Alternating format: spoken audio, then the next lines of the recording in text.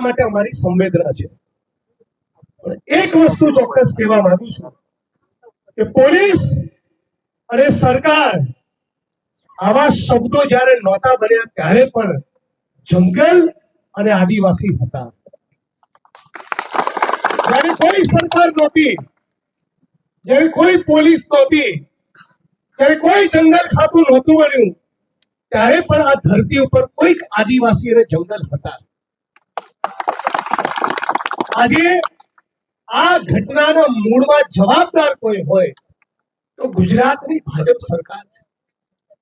યુપીએની સરકારે, કોંગ્રેસની સરકારે આવા જંગલ જમીનના પ્રશ્નો, આવા જંગલ જમીનના વિવાદો ટકે જ નહીં, કોઈ વિવાદો રહે જ નહીં, એના માટે સોનિયા ગાંધીની સરકારે જંગલ જમીનનો કાયદો આપ્યો અને આખા ભારતની અંદર હજારો નહીં લાખોની સંખ્યામાં આદિવાસી સમાજની બહેનો, માતાઓ, વડીલોને જંગલ જમીનના કાયદા નીચે જમીન ખેડતા કર્યા. આપણા દાતામાં, આપણા અમીરગઢમાં, આ અંબાજીની અંદર, આ ગુજરાતની અંદર જો જંગલ જમીનના કાયદા હેઠળ જેટલા પણ દાવા હજી પેન્ડિંગ પડ્યા છે એ તમામે તમામ દાવા, એ તમામે તમામ અરજીનો તમે નિકાલ કર્યો હોત તો પોલીસ અને આદિવાસીની વચ્ચે આ ધીંગાણું કોઈ દિવસ થયું જ ના હોત. અને એટલા માટે અહીંના પોલીસ પ્રશાસન, જંગલ વિભાગ અને ભાજપની સરકારે જે ધડો લેવાનો છે, જે આ ઘટનામાંથી સબક લેવાનો છે, જે શીખવાનું છે, એ છે કે દાંતામાં, અમીરગઢમાં, અંબાજીમાં જેટલા પણ જંગલ જમીનના દાવા પેન્ડિંગ હોય એ બધાનો 6 મહિનામાં તમે નિકાલ કરી દો. અને તમે નિકાલ નહીં કરો તો અંબાજી થી ઉમરગામ સુધીનો પટ્ટો અમે ગરમ કરીશું. અને અમે ગરમ કરીશું એટલે લાલ ચોળ કરીશું. આ ખાલી કહેવા માટે નથી કહેતા. હમણાં બેઠા બેઠા જ રાજુભાઈ અને કાંતિભાઈને કીધું ચાલુ કરો અંબાજી થી ઉમરગામની યાત્રા. હવે બધા કોંગ્રેસના સિપાહીઓ ડંકાની ચોટ ઉપર તમારી સાથે જોડાઈ જશે. અને એટલા માટે કહીએ છીએ કેમ તમારા સમર્થનમાં જ્ઞાનીબેન ગુલાબસિંહભાઈને હું આવ્યા છીએ. તમે જાણો છો જ્ઞાનીબેન એ જે પાર્લામેન્ટના મકાનમાં બેસે છે, હું જે વિધાનસભાના મકાનમાં બેસું છું, માનનીય મિહિરભાઈ પટેલ કલેક્ટર બનાસકાંઠા જે કલેક્ટર કચેરીના મકાનમાં બેસી છે, અને દાતા પ્રાંત અધિકારીની તમારી કચેરી, આ તમામે તમામ મકાન એ ગુજરાત અને ભારતના આદિવાસી કડિયા મજૂરોના લોહીને પરસેવાથી ઉભા થયા.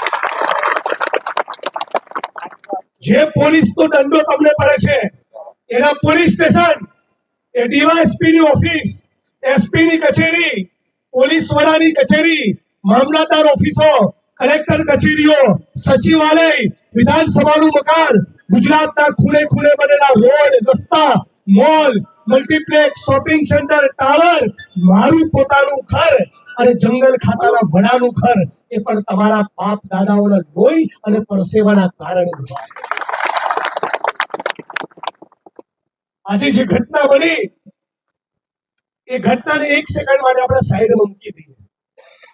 અહીંયા આદિવાસી સમાજના ભાઈઓ છે, પત્રકાર મિત્રો પણ છે, પોલીસના કર્મચારીઓ પણ છે. એમને કહીએ કે તમે કાશ્મીર થી કન્યાકુમારી સુધી અને કચ્છ થી લઈને પશ્ચિમ બંગાળ સુધી 10,000 લોકોને જઈને પૂછો, કોઈ પણ રાજ્યમાં, કોઈ પણ પ્રદેશમાં, કોઈ પણ ધરતીમાં જઈને ઉભા રહો, પૂછો કે એક બાજુ આદિવાસી છે અને એક બાજુ જંગલ ખાતું છે, કોણે કોને માર્યો હશે?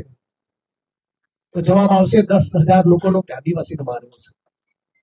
અને હિન્દુસ્તાનના, ભારતના, આ દેશના કોઈ પણ ખૂણે જઈને પૂછો 10,000 લોકોને, 1 લાખ માણસને, એક બાજુ પોલીસ છે અને એક બાજુ આદિવાસી છે. વર્ષોથી માર કોણ ખાય છે?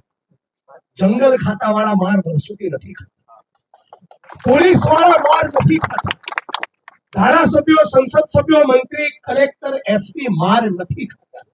ઝૂંપડું તૂટે તો આદિવાસી તૂટે છે, પીઠ તૂટે તો આદિવાસી તૂટે છે, કડિયો મજૂર પડીને મરે 200-500 રૂપિયા માટે ત્યારે પણ આ બધા સાહેબો કોઈ જોવા માટે નથી જતા અને એટલા માટે તમારી વચ્ચે આવ્યો છું અને તમને કહું છું કે ભવિષ્યમાં આવી કોઈ ઘટના બને, અમને પણ કહું છું, અમે પણ કાયદો હાથમાં નહીં લેતા. તમે પણ વિચારજો તો પોલીસ તો કોઈ કોન્સ્ટેબલ એ પણ કોઈ દલિતનો, કોઈ ઠાકોરનો, કોઈ દેવી પૂજકનો, આદિવાસીનો દીકરો હશે, એ તમારે પણ વિચારવાનું છે, મારે પણ વિચારવાનું છે. અને પોલીસના મિત્રોને પણ કહું છું કે તમને જંગલ વાળા કે આટલો ધોકો લઈને પહોંચી ના જાઓ, જંગલ ખાતાના બાપનું જંગલ નથી.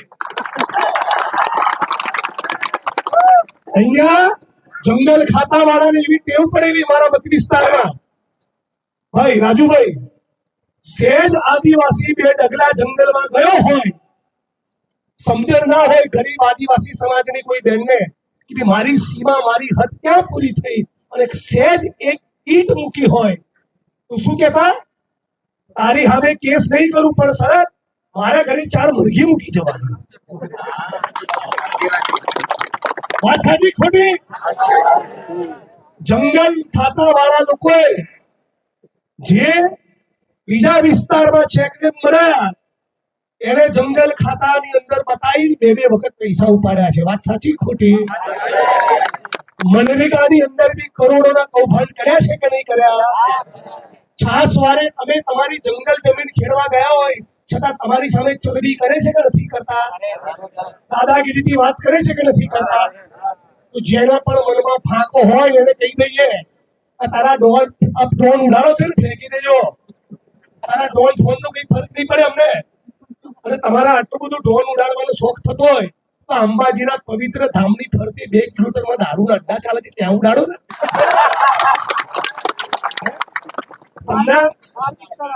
તમને મારી બેસાડીમાં કહું તો દીવનો આટલો ડ્રોન ઉડાડવાનો હવાલ હોય તમને, તો જ્યાં દારૂના અને જુગારના અડ્ડા ચાલે છે ત્યાં ઉડાડો ને.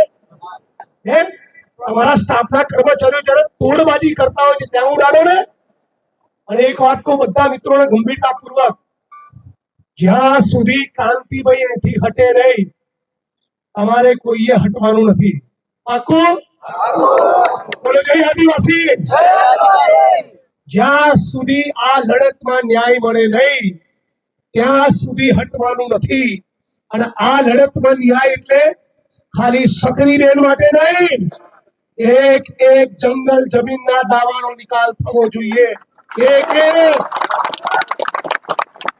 બીજું, બનાસકાંઠાના કલેક્ટર, બનાસકાંઠાના જિલ્લા પોલીસ વાળા અને જંગલ ખાતાના વડાને પણ કહીશું, અમારા આદિવાસી સમાજના કોઈ માણસનો વાંક હશે, કાનની બૂટ પકડીશું. પણ તમારા સ્ટાફના માણસોને પણ કહી દેજો, બદતમીજીથી વાત કરવાનું અમે ચલાવી લેવાના નથી. ગરીબ છીએ, દલિત છીએ, ઓબીસી છીએ, મુસ્લિમ છીએ, આદિવાસી છીએ, ટણી અને તું તારીથી વાત નહીં કરવાની.